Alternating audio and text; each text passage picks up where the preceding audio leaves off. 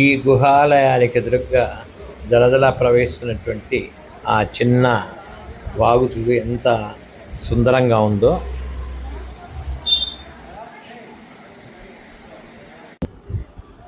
ఇలా మీకు అందుబాటు అయినటువంటి దేవాలయాల్ని సంక్షిప్తంగా వాటికి సంబంధించిన చరిత్రని మీ దృష్టికి తెస్తున్నాను.